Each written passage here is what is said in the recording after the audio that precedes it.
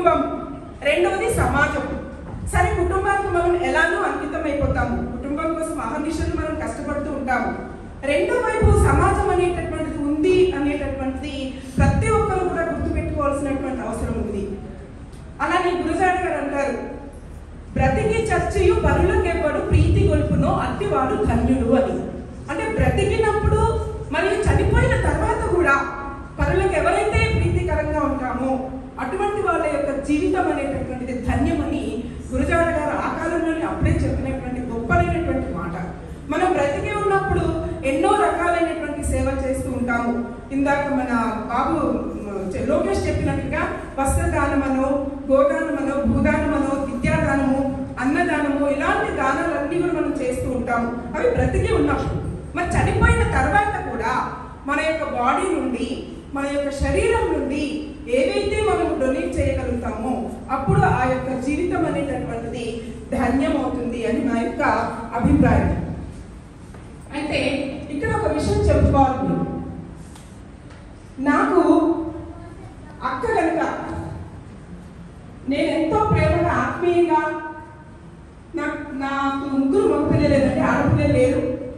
అలానే సోదరి మనం కూడా ఎవరు లేరు, అక్క చెల్లెలు, ఒక అన్నయ్య ఒక తమ్ముడు, వాళ్ళిద్దరి మధ్యలో నేనన్నమాట. అంటే నాకు చాలా ఇష్టము ఆడపిల్లలంటే.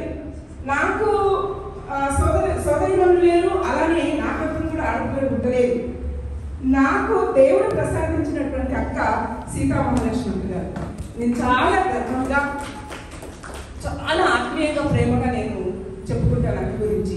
ఎందుకంటే అక్క అనేటటువంటి వ్యక్తి కనుక నాకు పరిచయం కాకపోతే, నిజంగా నేను నా హృదయపూర్వకంగా చెప్తున్నటువంటి మాటలు ఇవి, ఒక రైటర్గా, ఒక ఉపాధ్యాయురాలుగా మాత్రమే నా జీవితం అందరితో ఆగిపోయేది.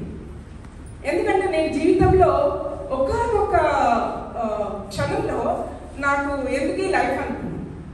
అలాంటి బాధాకరమైనటువంటి పరిస్థితిలో ఉన్నప్పుడు అక్క నాకు పరిచయం అయ్యాను.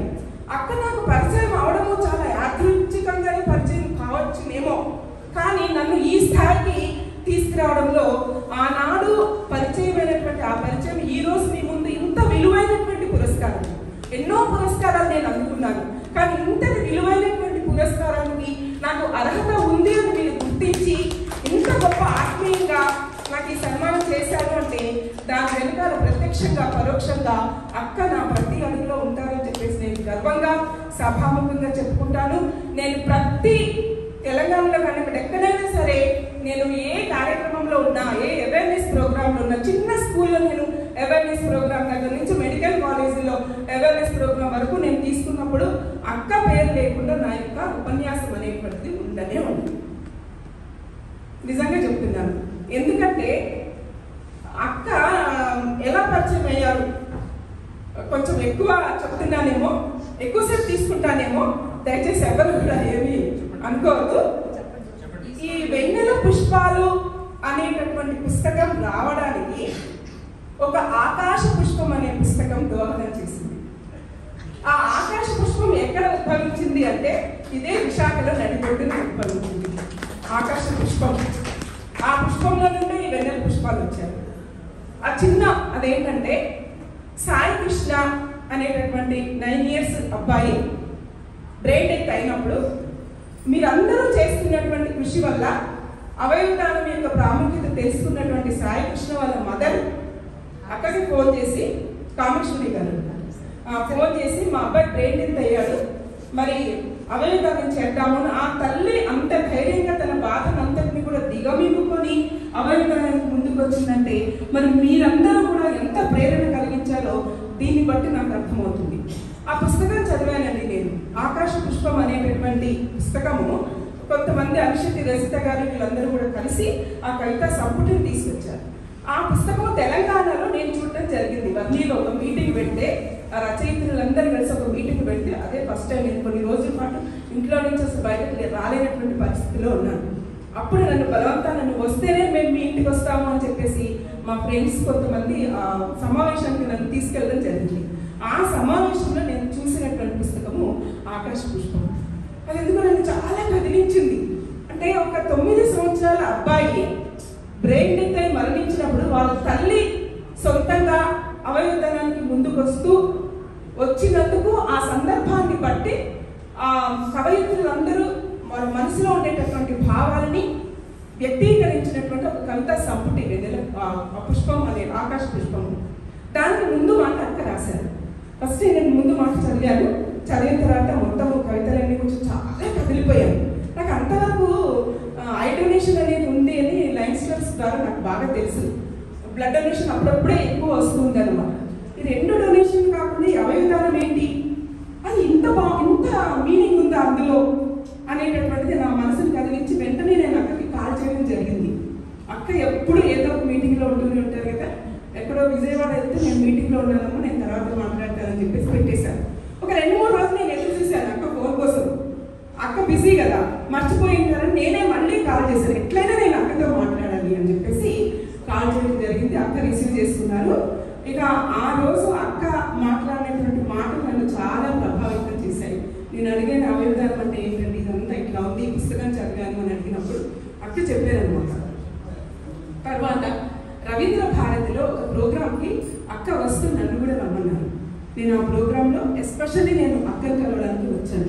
ఎందుకంటే మన మహిళలమండి, మనము ఈ సంసార జంజాటంలో మునిగిపోయి బయట ప్రపంచానికి మన వృత్తి, మన ఇల్లు. వృత్తి ఉంటే వృత్తి, లేకపోతే మన ఇల్లు. మనం 24 గంటలు అదే ప్రపంచంలో మనం ఉండి ఉంటాము. అటువంటప్పుడు ఒక మహిళ గూడూరు సీతామహాలక్ష్మి గారు అనేటటువంటి ఒక ఉన్నతమైనటువంటి భావాలు, ఉన్నతమైనటువంటి వ్యక్తిత్వం ఉన్నటువంటి సీతామహాలక్ష్మి గారితో నా పరిచయము.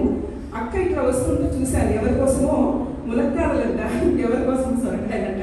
ఆ ఎండిగా పట్టుకొని అక్క వస్తుంటే అరే నేను గొప్ప వ్యక్తిగా నేను అనుకున్నాను కదా, ఇంత సింపుల్గా అక్క వస్తున్నారేంటి అని చెప్పేసి నేను ఆశ్చర్యపోయాను అనమాట. ఏంటక్క ఇవి తీసుకొచ్చారంటే ఈ ఫలానా వాళ్ళ కోసం అమ్మ, వాళ్ళ ములక్కాడలు అంటే చాలా ఇష్టం, నేను తీసుకొచ్చాను. అంటే చూడండి, అంత బిజీ లైఫ్లో కూడా ఉండి కూడా ఇంత పెద్ద ఉద్యమాన్ని నడుపుతూ కూడా ఒక సాధారణమైనటువంటి మహిళలాగా ఎవరో అడిగారు అని చెప్పేసి ములక్కాడలు వాళ్ళ కోసం తీసుకురావడం అంటే నాకు ఇంకా చాలా అక్క నచ్చేసారనమాట.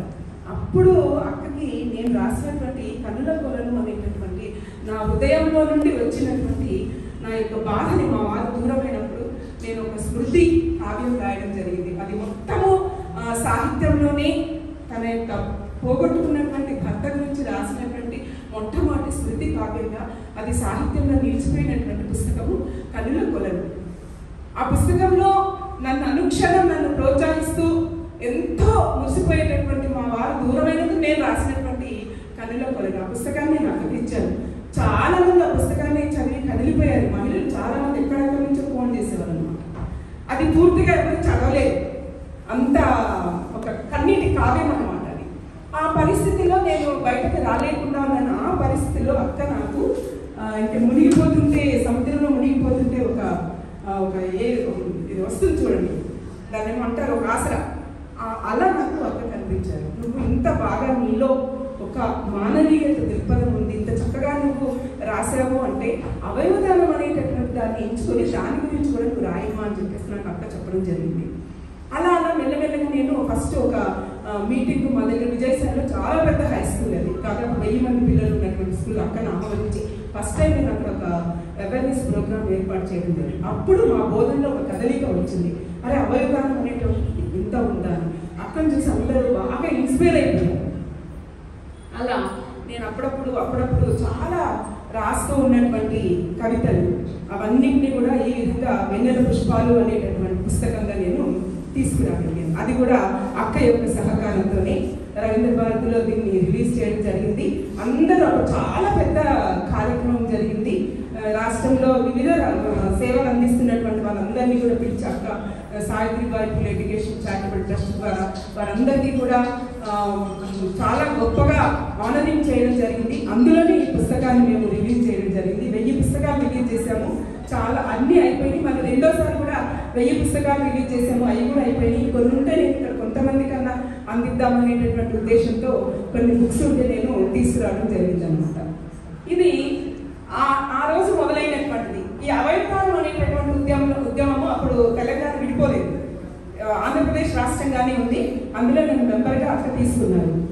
అక్క ఏదైనా ఒకటి చేస్తే నేను చాలా డెడికేటెడ్గా చేస్తాను అక్కలాని. అలానే నేను ఇక నిరంతరము ఈ అవయవదానం అనేటటువంటి దాన్ని ఎక్కువగా ప్రజల్లోకి తీసుకెళ్లేటటువంటి ప్రయత్నం చేస్తూ ఉన్నారనమాట. అయితే అలా వెళ్ళినప్పుడు తెలంగాణలో అప్పట్లో తక్కువగా ఉండేది. మారుమూల గ్రామాలకు కూడా వెళ్ళి అవేర్నెస్ తీసుకొద్దాము అని చెప్పేసి వెళ్ళినప్పుడు కొంతమంది అక్క కనుక మీ బాడీ డొనేట్ చేస్తారా అని అడిగినప్పుడు ఎలా అయితే చూసారు అక్కని, అదేవిధంగా తెలంగాణలో కూడా నన్ను అలానే చూసేవారు అనమాట.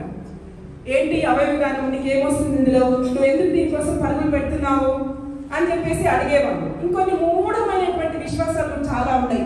ఐస్ డొనేట్ చేస్తే ఇంకో జన్మలో ఐస్ లేకుండా పుడతామేమో, కిడ్నీస్ డొనేట్ చేస్తే కిడ్నీస్ లేకుండా పుడతామేమో, ఇలాంటి అపోహలు చాలా ఉన్నాయన్నమాట. మరి ఇన్ని అపోహలు ఉన్నటువంటిప్పుడు వాటిని ఛేదించుకుంటూ మనం వెళ్ళేటప్పుడు మన మీద రాళ్ళు కూడా పడుతూ ఉంటాయి. నేను ఈ క్రమంలో నడుస్తూ ఉన్నప్పుడు నన్ను ఎంకరేజ్ చేసినటువంటి వాళ్ళు చాలా మంది ఉన్నారు. మా లైన్స్ మిత్రులు కావచ్చు, మా టీచర్స్ కావచ్చు, మా ఫ్రెండ్స్, మా కుటుంబ సభ్యులు, రిలేటివ్స్ అందరూ ఎంకరేజ్ చేసిన విధంగానే డిస్కరేజ్ చేసేటటువంటి వాళ్ళు కూడా చాలా మంది ఉన్నారండి. ఎందుకంటే మనం ఒక మంచి పని కోసం వెళ్ళేటప్పుడు అన్ని మన మీద పూలే రాతాయి అనుకోకూడదు. కొన్ని రాళ్ళు కూడా విసురుతూ ఉంటారు అక్కడ అక్కడ అక్కడ. ఆ రాళ్ళు కూడా మనకి బలంగా తగులుతూ ఉంటాయి, మన మనసుని గాయపరుస్తూ ఉంటాయి. అటువంటిప్పుడే మనం ఒక స్థిరంగా నడవాలి, స్థిరంగా నిలబడాలి. ఆ స్థిరత్వం అనేటటువంటిది నేను గూడూరు సీతామహాలక్ష్మి గారి గురించి దగ్గర నుంచి నేను నేర్చుకున్నాను. అట్లా నా జీవితాన్ని మలుపు తిప్పినటువంటి ఒక మహోన్నతమైనటువంటి మహిళ గూడూరు సీతామహాలక్ష్మి గారు. అనుక్షణం ఒక తపన, వారి వెనుకాల అందరూ కూడా ఉన్నారు. కన్యా గారు, స్వరశైలేశ గారు, వీళ్ళందరూ కూడా ఒక యూనిటీగా ఉండి ఈ సంస్థని ముందుకు తీసుకెళ్తున్నారు అంటే వాళ్ళందరి యొక్క గొప్పతనాన్ని నిజంగా కూడా ఒకసారి గట్టిగా మనం చప్పట్లతో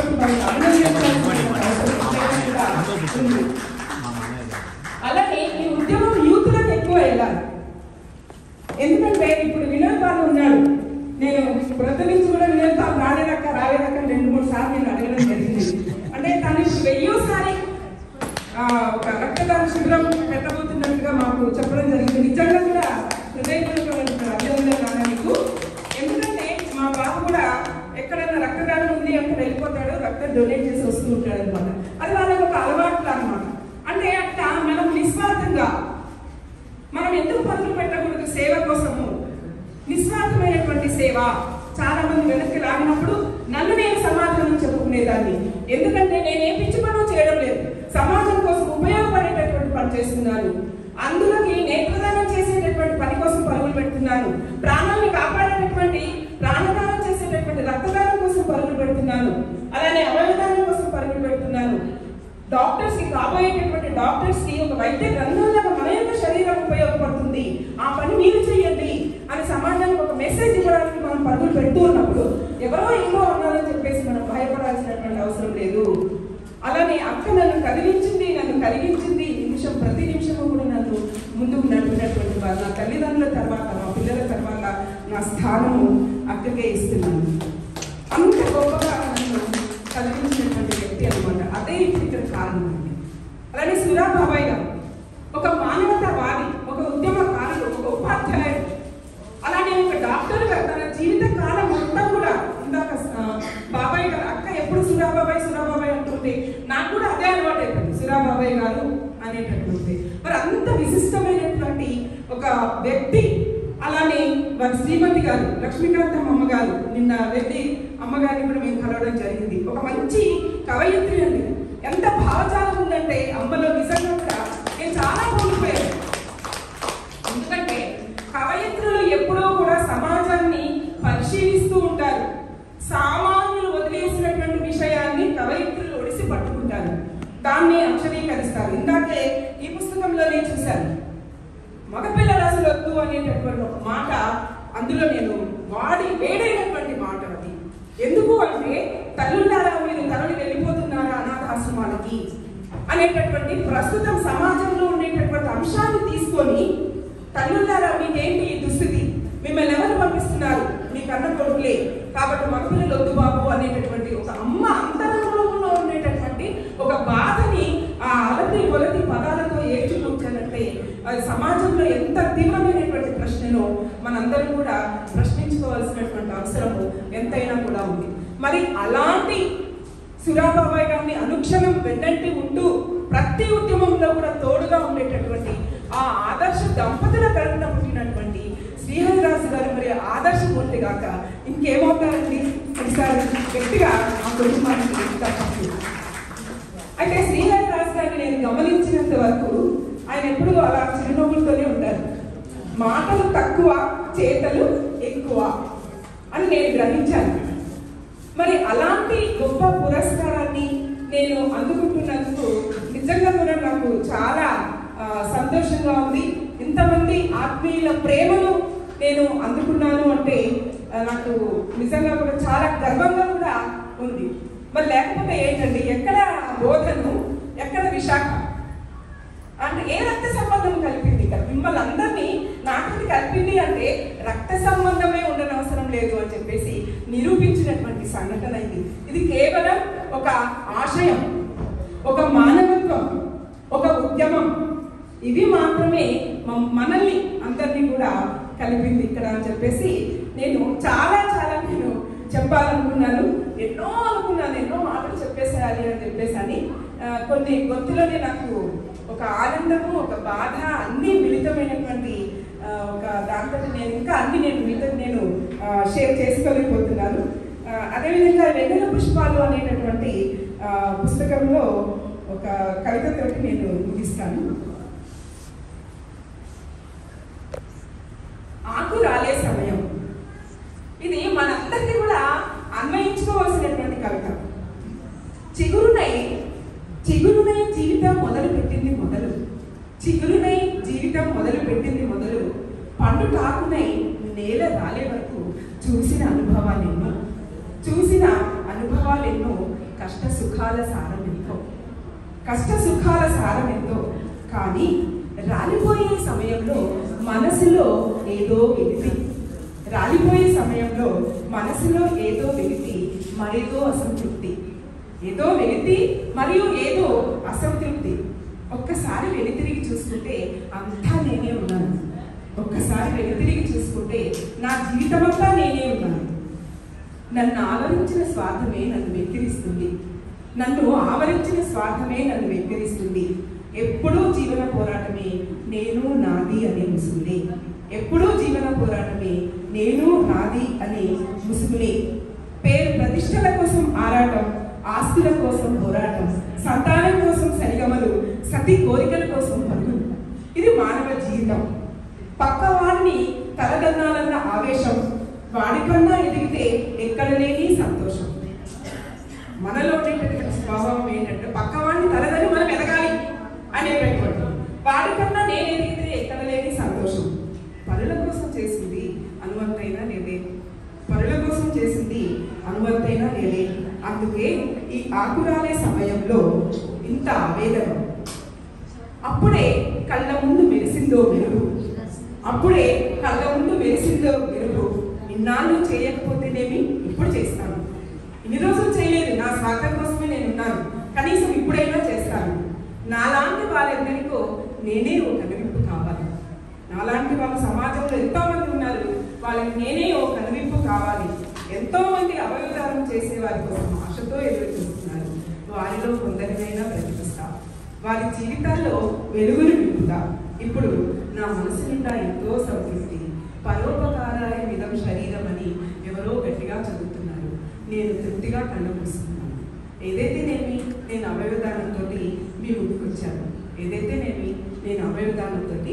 ముందుకు వచ్చాను.